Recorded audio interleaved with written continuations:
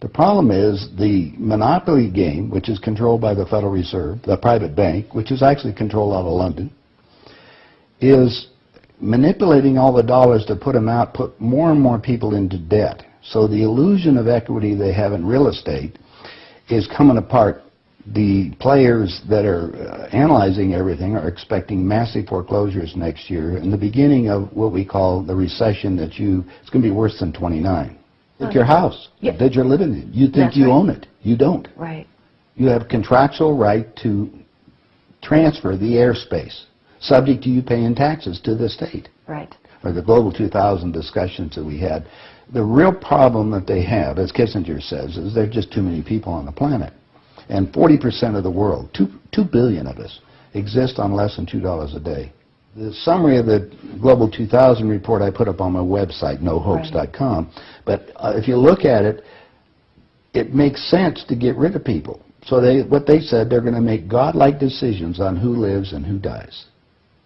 Now, obviously, some of the meetings we sat on, we were planning on using neutron bombs on the major cities, because that contains most of what they call... You actually heard this? I sat in on the meetings. I was in the game big time. In fact, I was making such a mess, they decided rather than kill me, which they could, they just invited me into the inner group and asked me to be the finance chairman. And at that point, I probably would have been in, Secretary of the Treasury or something, whatever they wanted to do with me. What I was doing prior to that, so, making it right, I would volunteer to become a president of a company, and I'd go in and liquidate it. And we get rid of the expendable containers. That was my job. Expendable containers meaning human beings? That's right. Yeah, it's amazing. That's well, that was the the terminology. vernacular, wasn't it? Yeah. Oh, well, that's what we used at that time. I mean, it went from there to useless eaters today, so you're happy with it, you're a human resource. So, which, all you are is part of the commodity, even in the business sense. You look at it, you have a cost. Labor, what is labor?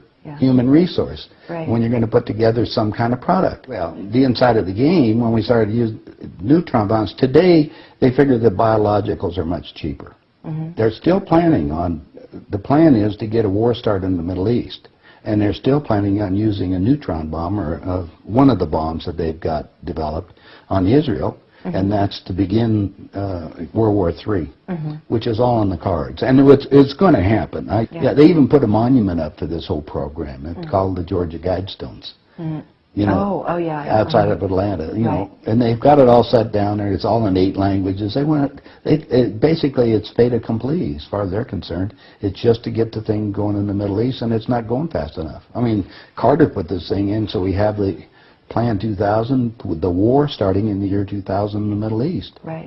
Reduce the population of the planet down to 500 million, have one world currency under the Homeland Security, or FEMA if you want to call it. They're going to declare an emergency, which are going to shut down everything.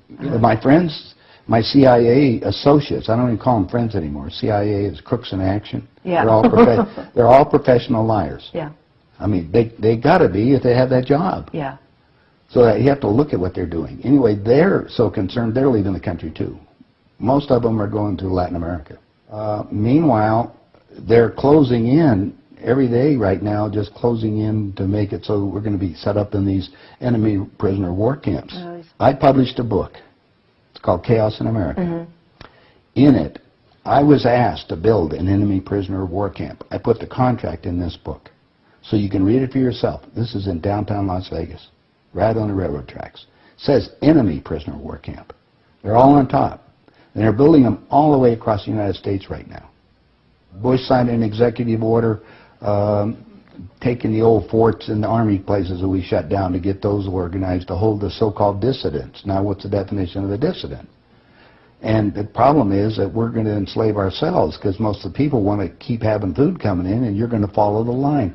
You're just walking yourself into your own prison camp. Then we're going to come down to the extermination, just like World War II. Well, Phil and I have lectured together. I know Phil Snyder. He's dead now. Yeah, I know he's dead. And so what about what he was saying about the number of bases at that time? I think it was 129 bases before he died. Underground had already been built. Is that all for the elite? Yeah. Really? What are they going to do with the rest of the people? They just get rid of them, leave them above ground, and be radiated. Now, my son happens to be a nuclear physicist. Spent the last 3.5 years in a secret city in Russia. They're about 12 years ahead of us. They have 22,000 nuclear warheads. And of course, we're the target.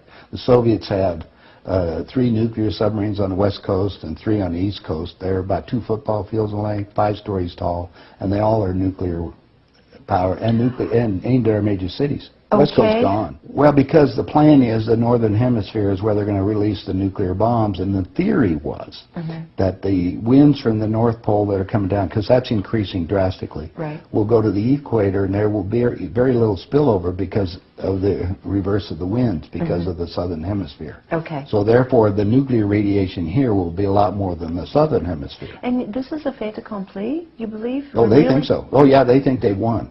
That's the reason why they don't bother about me talking about it. They don't care whether you know or not. What are you going to do about it? And you have no idea what China is until you go over there for yourself. With 1,300,000,000, you understand, almost, well, a little over 4 times our population. Right. It's, you know, I spent some time over there and I had some government friends. They think what they're going to do is let the West go have its fight. And then they want to clean up. They say it's been 5,000 years. We want to run the world when they get through. And what they're doing? Acquiring all the assets.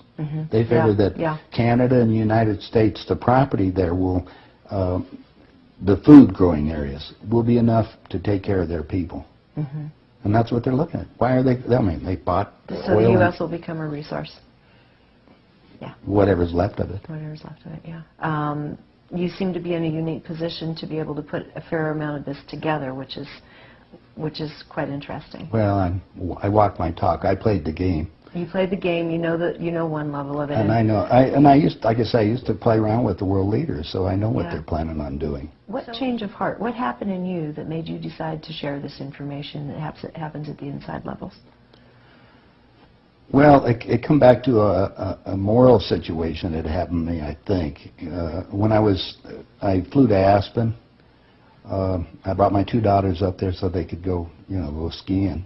And when I was invited to this meeting. When I walked into the room, the world leaders were there. And that's when they asked me to be the finance chairman. As they said, we'd like you to be the finance chairman for the next president of the United States. And the first thing I asked is, why me? And they said, well, we owe you a favor. Remember I told you I volunteered to be president of companies as I went down. And then you liquidate, yeah. I didn't charge them anything for it. It was just a game. I see. And anyway, that's what they said. So I thought you'd be good on the team, yeah. I'd be good. I'd be a team player. I just did it because it was, another one of these things. So next thing I asked them, I said, well, wait a minute. I just started this $100 million project. And they said, don't worry about it. We'll put it on ice. And I said, okay, who with? And I said, well, you can do that. Then I said the next thing was, who is going to be the next president? Now, this is 2 years before he became president. Right. And they said Jimmy Carter. And I said, Jimmy who? And they said, well, he's the Democratic governor of Georgia. And I said, I've been voting Republican. And Paul Volcker said, son, don't worry about it. We control them both. Yeah. And I said, well, I got the next question is, what does a finance chairman do? Yeah. I haven't been doing that. I've been playing all this other stuff. They said, will you sit down with Ted? And so I sat over with Ted Kennedy. He's sitting right next to me. And Ted and I are, he's just joking. He says, George, you're going to love this job. You're really good with money. We're going to send you out to all the state Democratic functions to raise money for the National Democratic Party. And he said, you're going to meet some real foxy ladies. And just then, my daughter walked in. Ted looked at her and he says, wow, I want to go to bed with that. I says, no, you don't, Ted. That's my daughter, and she's 14. And his response to me was, I don't care. I was livid. I really didn't know what to do. So it was that moment well, of that wait a minute. personal insult. That was part of it. Yeah. I got up and I walked across the room. Yeah. I then talked to Pierre Trudeau and his wife, who was the Prime Minister of Canada at that time. And I'm sitting in front of them was a little half cigar box full of white powder. And then I'm looking around the rest of the room. I said, my God, something hit me at that point. If the world leaders have to resort to this, I don't think I want to be part of this thing. I mean, even to the dark. Even to the pollution and getting everything else they're talking about, getting rid of all the other people. I mean, I was raised in a packing house and slaughtering animals, and you get to the point where people are just animals at that level. And then I found out a little bit more about the details of the Plan 2000, of the annihilation of the entire planet. I said, I got to stop these people. There's something there. I mean, it was just, they got to be stopped.